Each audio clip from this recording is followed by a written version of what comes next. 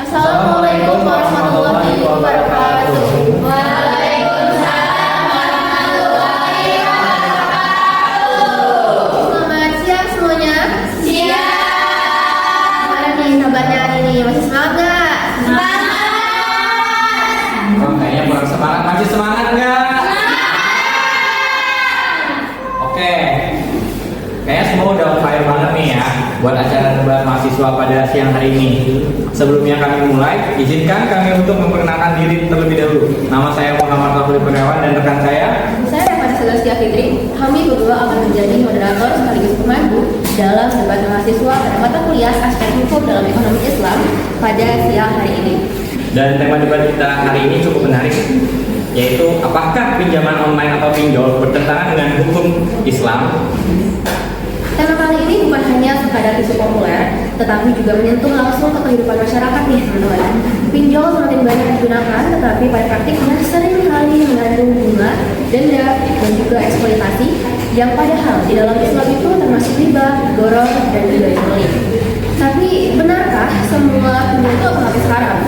Nah, ini yang akan kita debatkan pada siang hari ini. Baik, sebelum masuk ke adu argumen, mari kita berkenalan terlebih dahulu dengan para peserta kita pada siang hari ini. Yang pertama, kita ada tim pro yang berpendapat bahwa pinjol jelas bertentangan dengan hukum Islam karena mayoritas mengandung riba dan praktik yang tidak adil. Mari kita sambut tim pro.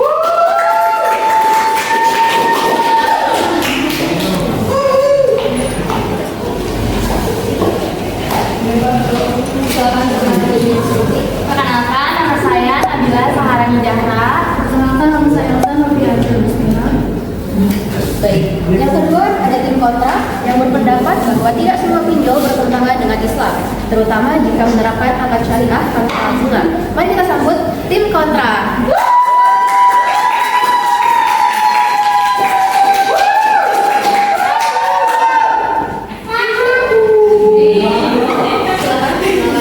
Perkenalkan, nama saya Maika Nadia Putri. Saya Pupita Kitala Kawalan Dani. Baik, kita masuk ke tema terakhir, yaitu adalah tim netral yang menilai dari dua sisi dan mencoba menempatkan pinjol dalam konteks penerapan syariah secara lebih objektif. Mari kita sambut tim netral.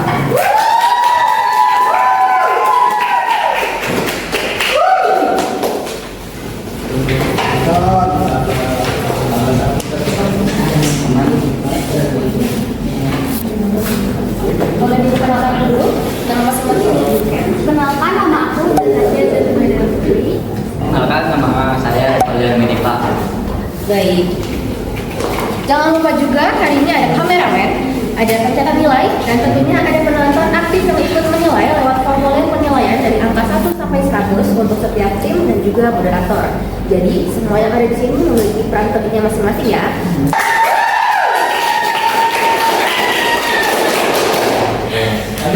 Sekarang saya ingin menjelaskan sedikit mengenai teknis pelaksanaan debatnya. Tahap pertama, masing-masing tim dimulai dari tim pro dan tim kontra akan menyampaikan argumen. Dan waktu yang diberikan adalah sekitar 5 menit untuk per timnya. Tahap kedua, kita akan masuk ke sesi interaktif di mana baik tim pro maupun tim kontra dapat menanggapi atau bertanya satu sama lain. Dan di akhir nanti tim netral diharapkan dapat menggabungkan kedua perspektif dengan lebih analitis sebagai penyelesaian dari debat tersebut. Baik, sebelum kita mulai, sebagai gambaran nyata, saya ambil satu studi kasus yang sering terjadi di masyarakat. Banyak pinjol yang menerapkan bunga yang bisa naik sampai ratusan persen dan itu jelas mengandung riba yang dilarang dalam Islam. Betul sekali, dan khususnya bukan hanya mengenai bunga besar. Banyak pengguna juga diteror oleh debt collector, datanya disebar, diancam, bahkan ada yang sampai stres berat. Ini sudah termasuk kezaliman yang bertentangan dengan prinsip keadilan dalam syariah, bukan? Baik, tanpa berlama-lama, kita masuk ke sesi pertama, yaitu penyampaian argumen dari masing-masing tim. Langsung saja kepada tim pro, kami persilakan untuk menyampaikan argumen kalian. Apakah pinjaman online benar-benar bertentangan dengan hukum Islam? Waktunya 5 menit dari sekarang. Baik, terima kasih kepada moderator. Menurut kami, pinjaman online atau pinjol sangat bertentangan dengan hukum ekonomi Islam. Karena sejak awal sistemnya sudah mengandung unsur riba yang jelas. Mayoritas pinjol menetapkan bunga harian atau bulanan yang sifatnya tetap dan wajib dibayar dalam kondisi apapun. Padahal dalam Islam, tambahan atas pokok utang termasuk riba qard, sebagaimana ditegaskan dalam Quran surat Al-Baqarah ayat 275 yang artinya Allah menghalalkan jual beli dan mengharamkan riba. Hadis riwayat Muslim juga menyatakan bahwa pemakan riba, pemberi riba, pencatat, dan saksi-saksinya semuanya mendapat laknat dan kedudukan yang sama. Jika bunga pinjol mencapai 20-30% per bulan atau naik drastis hanya karena keterlambatan sehari, maka jelas itu termasuk kategori riba yang jelas dilarang. Alih-alih menjadi sarana pembantu, praktik ini justru memperparah beban masyarakat dan menjerat mereka ke dalam silkus utang. Selain riba, sistem pinjol juga mengandung unsur doror atau ketidakjelasan yang tinggi. Banyak pinjol tidak menjelaskan secara transparan mengenai total biaya, denda, keterlambatan, atau kewajiban yang sebenarnya. Banyak masyarakat merasa ringan di awal, namun baru kaget setelah melihat tagihan yang membengkak. Dalam Islam, akad harus jelas, terang, dan tanpa jebakan. Serta Nabi Muhammad SAW melarang transaksi yang mengandung boror berlebihan sebagaimana disebutkan dalam hadis riwayat Muslim. Ketidakjelasan biaya, margin, serta kewajiban pembayaran yang disembunyikan dengan sengaja membuat akad pinjol tidak memenuhi standar syariah mengenai transparansi dan kerelaan kedua belah pihak. Selain riba dan boror, unsur kezaliman dalam praktik pinjol juga besar. Banyak laporan terkait penagihan kasar, intimidasi, ancaman, hingga penyebaran data pribadi. Praktik seperti ini bertentangan dengan maqasid syariah, khususnya perlindungan jiwa, perlindungan harta, perlindungan kehormatan, kaidah fikih, la darar, wala dirar. Jelas melarang segala bentuk bahaya, termasuk tindakan intimidatif yang membuat peminjam stres, tertekan, bahkan mengalami gangguan mental. Transaksi apapun yang menimbulkan mudaharat yang lebih besar daripada masalahnya tidak dibenarkan dalam standar praktik pinjol konvensional, terbukti merusak daripada bermanfaat. Baik, saya izin melanjutkan ya. Dari sisi regulasi syariah, ketentuan para ulama sangat jelas. Fatwa DSN MUI nomor 19 tahun 2001 menegaskan bahwa utang hanya boleh dikembalikan sebesar pokoknya, sehingga bunga pinjol otomatis melanggar fatwa dalam fatwa tentang denda keterlambatan. Syariah juga menetapkan bahwa denda tidak boleh menjadi keuntungan pemberi pinjaman, sementara pinjol justru menjadikannya sebagai sumber profit, taktik akses data tanpa izin intimidasi, serta biaya yang tidak transparan pun melanggar kaidah la darar wala dirar. Karena itu secara regulatif maupun prinsip fikih, sistem pinjol konvensional tidak sesuai dengan hukum ekonomi Islam. Banyak yang beranggapan bahwa pinjol yang legal OJK berarti otomatis benar. Tetapi legal tidak berarti sesuai dengan syariat selama masih menggunakan bunga denda berlapis, penalti harian, dan biaya tersembunyi, maka tetap termasuk riba. Fakta lapangan menunjukkan bahwa mudaratnya jauh lebih besar, seperti intimidasi, penyebaran data pribadi, peminjam dipermalukan, hingga kasus bunuh diri. Karena tekanan pinjol, Islam mengharamkan segala sesuatu yang mudaratnya dominan, sehingga pembiayaan yang benar-benar sesuai syariah harus menggunakan akad seperti qard tanpa bunga, murabah dengan margin jelas, atau ijarah bukan dengan bunga harian yang merugikan. Kami tegaskan kembali bahwa pinjaman online konvensional jelas bertentangan dengan nilai ekonomi Islam karena riba, boror, dan kezaliman terjadi secara bersamaan. Banyak nasabah meminjam tanpa memahami akad secara penuh, tidak tahu bunga dan dendanya, serta rawan mengalami penagihan secara tidak manusiawi, seperti penyebaran data dan ancaman. Dampak sosialnya pun besar, seperti bunga yang menumpuk, reputasi rusak, tekanan mental, hingga kasus fatal. Kami bukan menolak teknologi, tetapi menolak sistem yang sudah hadir. Terima kasih, Timo.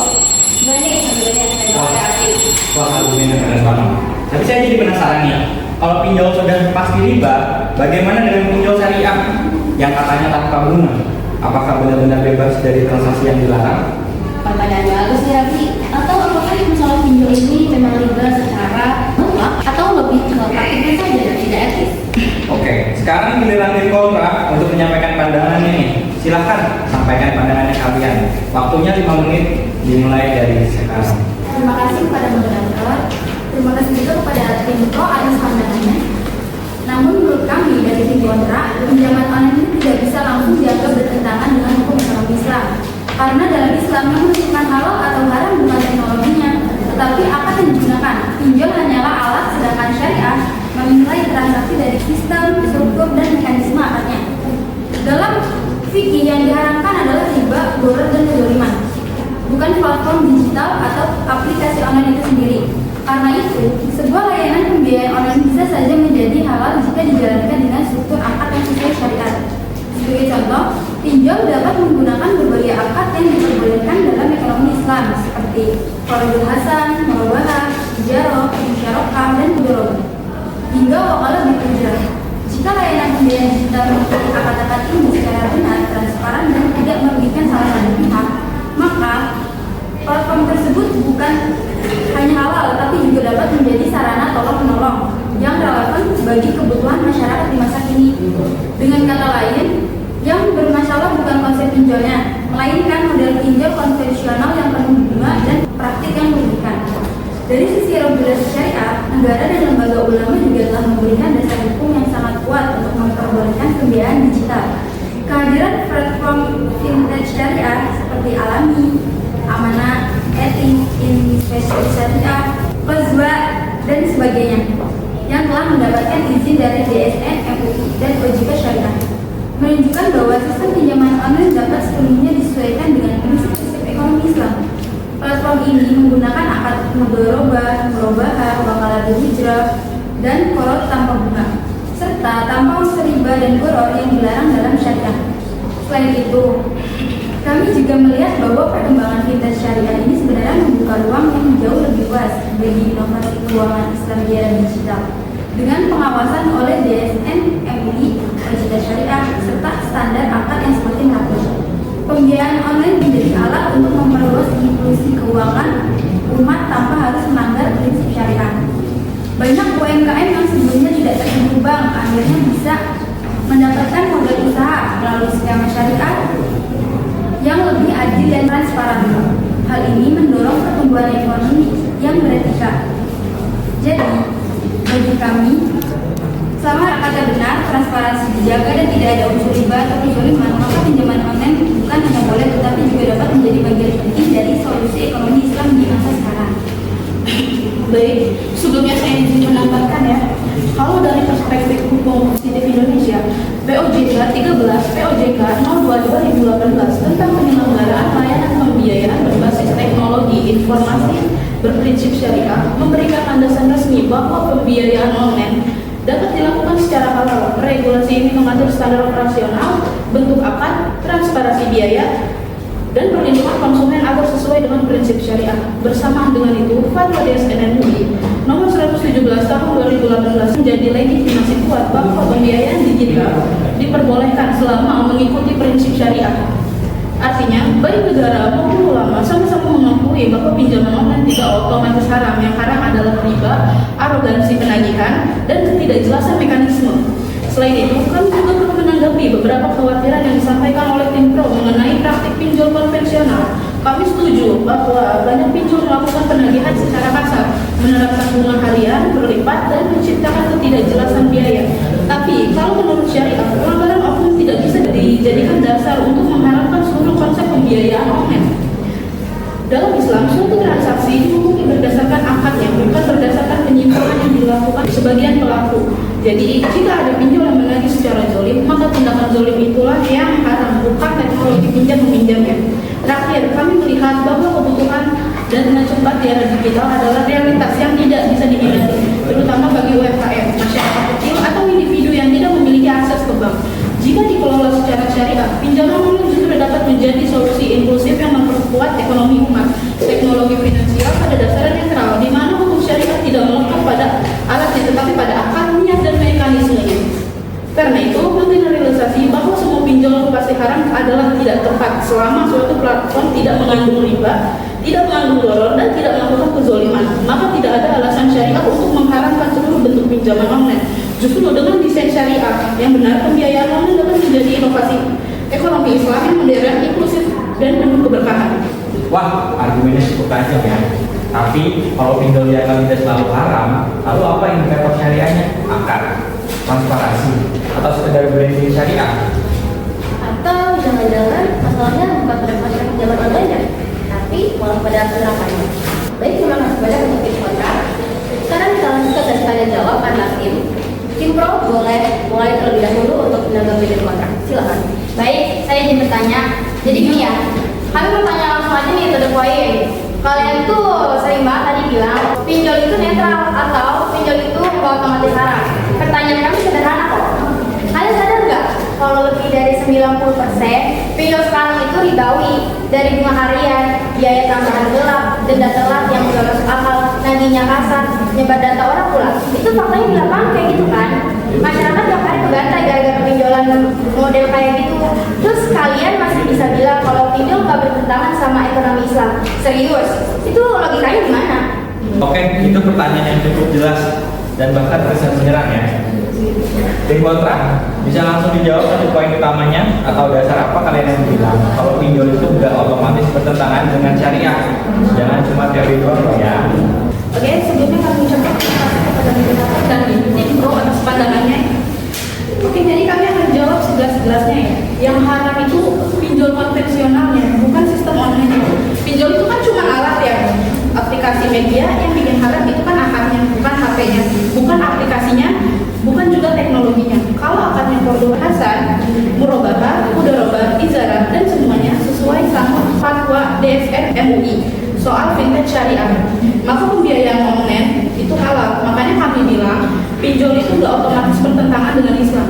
Dan satu lagi ya, kan kalian bilang mayoritas pinjol itu riba. Itu betul kok. Tapi kalau kalian bilang mayoritas pinjol itu buruk atau sama dengan haram semua, nah itu yang bahaya. Kalau pakai logika kayak gitu berarti semua jual beli online itu haram karena banyak penipuan. Semua koperasi itu haram karena banyak yang pakai bunga. Bahkan bank syariah juga bisa dianggap haram karena ada oknum yang salah praktik. Kan gak gitu cara syariah menentukan halal atau haramnya. Syariah kan melihat akadnya bukan jumlah oknumnya. Bentar. Kalau dilihat dari sisi masyarakat awam nih ya, kalau mayoritas pinjol haram juga, bukannya lebih aman kalau kalian bilang langsung ke masyarakat kayak hati-hati, banyak kan pinjol itu haram. Ya, itu kami setuju. Kami nggak pernah bilang kalau pinjol konvensional itu aman. Kami paham di lapangan rusaknya kayak gimana. Makanya ke masyarakat kita harus tegas. Kalau pinjol konvensional itu berbahaya dan enak haram. Tapi kami tetap harus kasih tahu kalau ada fintech syariah yang halal gitu. Tujuannya agar orang nggak menganggap semua pembiayaan digital itu bagaikan neraka. Kalau semuanya dibilang haram, masyarakat nanti nggak punya akses ke pembiayaan syariah yang benar. Oke, tapi masalahnya gini. Kalian tuh ngomongnya terlalu umum. Pinjol itu netral atau pinjol itu alat. Orang awam dengarnya jadi kayak, oh berarti pinjol itu boleh ya? Kan netral. Padahal di kenyataannya bunganya tuh tinggi, denda hadiahnya gila-gilaan, data disebar, orang stres dan depresi, terus nagihnya juga kasar kayak preman. Itu yang orang-orang lagi hadapi sekarang. Makanya kami bilang pinjol yang merajalela sampai hari ini itu jelas bertentangan dengan ekonomi Islam. Fintech syariah jelas beda kategori, beda sistem, beda aturan, dan beda apa juga. Oke, saya mau nanya dulu nih, Tim Pro, apakah kalian mengakui kalau fintech syariah itu halal? Yang kalian serang itu pinjol konvensional kan? Coba jawab dulu biar. Yang moderator, itu maksud kami. Fintech syariah itu halal. Kami memang tidak menolak akan hal tersebut. Yang kami bilang bertentangan dengan ekonomi Islam adalah pinjol konvensionalnya yang pakai bunga, yang pakai denda telat harian, yang gak transparan dan yang caranya itu juga jauh banget. Teknologinya nggak salah, tapi di realitanya mayoritas pinjol sampai hari ini memang rusak. Oke, terima kasih banyak untuk tim pro atas penjelasannya. Karena kelihatannya kalian masih banyak nih yang mau disampaikan satu sama lain. Kita lanjutkan kembali ya perdebatan ini. Sekarang kan giliran kontra nih. Kalian boleh bertanya duluan kepada tim pro. Kami persilakan kalian untuk melemparkan pertanyaan. Oke, baik. Sebelumnya terima kasih kepada moderator. Giliran kami ya, kami mau tanya jujur-jujuran aja nih. Kalian bilang kalau mayoritas pinjol itu haram. Oke, kami setuju. Tapi kenapa kalian kesannya mau mengharapkan konsep pinjaman online secara keseluruhan? Padahal kan Islam sudah mengenalkan salam online, maka digital digital yang semuanya tuh boleh gitu. Kalau kalian terlalu menggeneralisasi, dampaknya UMKM jadi takut buat ngambil pembiayaan syariah yang halal. Kan banyak juga orang yang butuh dana darurat, jadi lari ke rentenir offline yang jauh lebih kejam. Jadi pertanyaan kami, apakah kalian masih siap menanggung akibat sosial dari pernyataan pinjol bertentangan dengan Islam? Kalau masyarakat salah paham dan menghindari juga pinjol syariah yang sebenarnya halal, jangan cuma mikirin sisi haramnya, tapi pikirin juga dampaknya. Oke, kami jawab ya. Kalian tuh kebalik dalam memahami poin kami. Kami gak pernah mengharapkan teknologi digital atau pembiayaan syariah. Yang kami harapkan itu sistemnya yang ribawi. Tapi masalahnya, kalian ngomong pinjol itu netral dan pinjol itu nggak otomatis haram.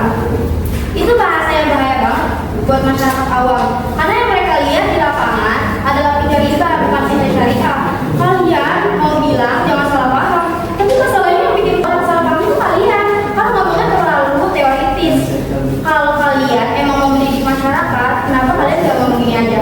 90% pinjol itu haram, tapi ada 10% pinjol syariah yang halal. Kalau gitu kan jauh lebih aman dan realistis, nggak menyesatkan orang. Oke, kami tanggapin ya. Kalian bilang kami bahaya karena ngomong pinjol netral. Justru kami hati-hati banget loh. Tiap bicara kami selalu bilang yang halal itu pinjol syariah dan yang haram itu pinjol riba. Dan kami tetap nekenin tentang edukasi akad karena apa? Syariah itu bukan berdasarkan tren yang terjadi di masyarakat, tapi berdasarkan kaidah hukum. Kalau masyarakat masih bingung, ya kita bakal bantu jelasin, bukan malah ikut-ikutan mengaburkan istilah. Kalau semua pembiayaan online kalian pukul rata dengan istilah pinjol haram, itu juga bahaya banget. Karena orang jadi anti terhadap kalau digital, pembayaran cicilan syariah online, pembiayaan modal syariah, bahkan akan merubah digital yang padahal semuanya itu diperbolehkan secara syariah. Iya, kami ngerti konsep akad. Kami setuju kalau teknologi itu boleh. Tapi masalahnya kalian bicara kayak hidup di ruang hampa.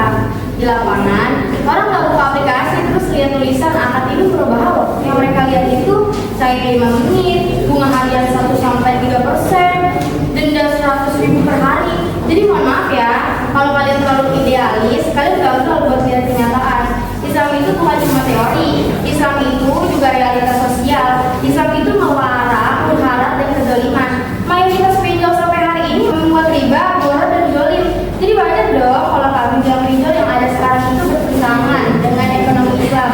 Kalau kalian mau bedain dengan pinjol syariah, ya bilang aja pinjol syariah. Jangan pakai kata pinjol yang membingungkan. Oke, makin seru nih ya. Tapi saya mau tanya lagi, karena ini penting banget. Menurut kedua tim, apakah penggunaan istilah pinjol syariah itu tepat? Apa harus pakai istilah lain? Karena sepertinya disinilah sumber salah pahamnya. Oke ya, menurut kami istilah pinjol syariah itu sah-sah aja. Selama dia terdaftar di OJK Syariah, ada Dewan Pengawas Syariahnya, dan akadnya juga jelas. Karena faktanya media dan regulator juga udah pakai istilah itu. Nah, itu masalahnya. Istilahnya bikin masyarakat info branding pinjol syariah. Itu secara bahasa aja udah rancu karena kata terjemahan dalam fikih merujuk ke core, sedangkan core itu harus tanpa tambahan. Kalau ada margin profit itu bukan pinjaman tapi murabahah. Nah, masyarakat kan nggak ngerti bedanya. Makanya kami bilang istilah itu menimbulkan salah paham. Baik, terima kasih banyak untuk tim pro dan juga tim kontra. Kami akhiri ya perdebatannya. Jadi di sini yang pertama tim pro keberatan dengan istilah pinjol syariah karena menyesatkan secara konsep. Lalu yang kedua tim kontra bilang kalau istilah tersebut itu boleh karena sudah menjadi istilah yang umum. Nah, saatnya kita beralih ke tim netral. Kira-kira gimana nih tanggapannya secara keseluruhan untuk menyelesaikan debat pada siang hari ini? Baik, terima kasih moderator dan izinnya semuanya. Pertama-tama kami dari tim netral meluruskan bahwa baik dari tim pro maupun dari tim kontra sebenarnya membahas dua realitas yang berbeda dan dua-duanya memang valid secara fikih. Benar bahwa menentukan halal atau haramnya bukanlah mediumnya, tetapi akadnya, sebagaimana dasar yang disebutkan oleh para ulama diperkuat oleh fatwa DSN MUI nomor 117 tahun 2018 tentang pelayanan pembiayaan berbasis teknologi informasi. Berdasarkan prinsip syariah, Dalam fatwa tersebut, DSN jelas menegaskan bahwa layanan pembiayaan digital diperbolehkan selama menggunakan akad yang sah menurut syariah, seperti mudorobah, ijarah, murabahah, dan musyarakah atau core yang sesuai dengan ketentuan. Artinya, teknologi online-nya tidak memiliki status hukum syariah tertentu. Ia mengikuti akad dan praktiknya. Maka dari sisi teori posisi tim kontrak memiliki landasan yang kuat bahwa fintech syariah itu memang halal kan. Pembiayaan digital bisa dijalankan sesuai dengan syariah. Namun benar juga yang disampaikan oleh tim pro bahwa realitanya mayoritas pinjol konvensional sampai hari ini memang bertentangan dengan prinsip ekonomi Islam. Jika kita merujuk kepada fatwa DSN MUI nomor 19 2001 tentang utang piutang, jelas bahwa dengan tambahan atas pokok utang adalah riba. Sementara bunga pinjol konvensional identik dengan riba core. Fatwa DSN MUI tentang denda keterlambatan pun menegaskan bahwa denda tidak boleh menjadi keuntungan pemberi pinjaman, sedangkan pinjol konvensional justru menjadikan sebagai sumber profit. Dari sisi makosid syariah, tindakan intimidatif, penyebaran data, dan denda tidak terbatas jelas melanggar perlindungan harta, kehormatan, dan jiwa. Dari sudut pandang realitas masyarakat, posisi tim pro punya dasar yang kuat bahwa pinjol yang beredar luas pada saat ini memang banyak mengandung unsur yang dilarang secara syariah. Baik, tambahan dari saya, kalau terkait dari dua posisi tadi, masalah intinya bukan pada teknologi, bukan pada istilah pinjol, tetapi pada perbedaan yang tegas antara pinjol konvensional dan fintech syariah. Keduanya tidak bisa digabungkan atau disamakan. Nah, pinjol konvensional memakai bunga denda berlapis dan mekanisme penagihan yang berpotensi zolim. Fintech syariah memakai akad yang seluruhnya diawasi oleh Dewan Pengawas Syariah. Transparansi biaya, manajemen tetap, dan mekanisme penyelesaian sengketa yang mengikuti fikih muamalah. Bahkan otoritas jasa keuangan melalui peraturan otoritas jasa keuangan nomor 13 atau PJOK nomor 02 tahun 2018 dan OJK Syariah penyediaan standar operasional khusus agar fintech syariah berjalan sesuai dengan prinsip keadilan dan tambah riba. Jadi sebenarnya pinjaman online itu ada dua, yang satu halal dan yang satu lagi haram, dan masyarakat harus paham bedanya. Jadi kesimpulan dari tim netral ini adalah begini, tim pro memang benar dalam memperingatkan masyarakat terhadap kerusakan nyata dari pinjol konvensional, dan itu sangat penting karena mayoritas yang beredar memang merugikan dan mengandung riba. Tapi tim kontra juga benar dalam menjelaskan bahwa teknologi digitalnya sendiri tidak otomatis haram, sebab dalam hukum Islam akadlah yang menjadi penentu, bukan platformnya. Nah, dengan menggabungkan dua sudut pandangan ini, gambaran lengkapnya jadi jelas nih kalau pinjol konvensional haram karena riba, bor, dan kezaliman. Fintech syariah halal karena mengikuti akad yang sah dan diawasi oleh syariah dan teknologi hanyalah alat yang mengikuti akad. Dengan memahami perbedaan ini, masyarakat jadi tahu mana yang harus dihindari dan mana yang bisa dipilih secara aman dan sesuai dengan syariah. Dengan begitu, perdebatan ini sebenarnya saling melengkapi satu sama lain dan membentuk suatu kesimpulan yang Baik, terima kasih kepada tim netral atas penjelasan yang cukup komprehensif. Sekarang kita telah sampai di penghujung debat pada siang hari ini. Terima kasih juga terhadap tim pro dan tim kontra atas paparan argumen dan tanggapannya yang sangat jelas dan berbobot. Betul sekali, Raffi. Debatnya berjalan dengan sangat dinamis. Di sini kita bisa melihat bahwa kedua tim yang tidak sepakat mengenai satu hal penting, yaitu pinjaman online konvensional dengan bunga tinggi dan praktik penagihan yang kasar, jelas bertentangan dengan prinsip ekonomi Islam. Iya, betul Reva. Sementara itu, fintech syariah yang mengikuti akad sesuai aturan DSN MUI dan prinsip syariah juga dapat dijalankan secara halal dan bahkan mendukung inklusi keuangan bagi masyarakat. Jadi, inti perdebatan kita pada siang hari ini bukanlah menolak teknologi, tapi memastikan bahwa mekanismenya memang sesuai dengan syariah. Baik, dengan demikian, kami telah menyerahkan penyelesaian dan implementasi praktis kepada tim netral untuk memastikan pemahaman yang tepat. Debat resmi kita pada siang hari ini kami tutup. Terima kasih banyak atas partisipasi dari semua pihak yang terlibat. Semoga debat kali ini dapat bermanfaat dan menambah wawasan kita semua. Setelah ini kita akan melakukan total nilai yang didapat oleh tim pro, tim kontra, dan juga tim netral, serta moderator pada debat kali ini.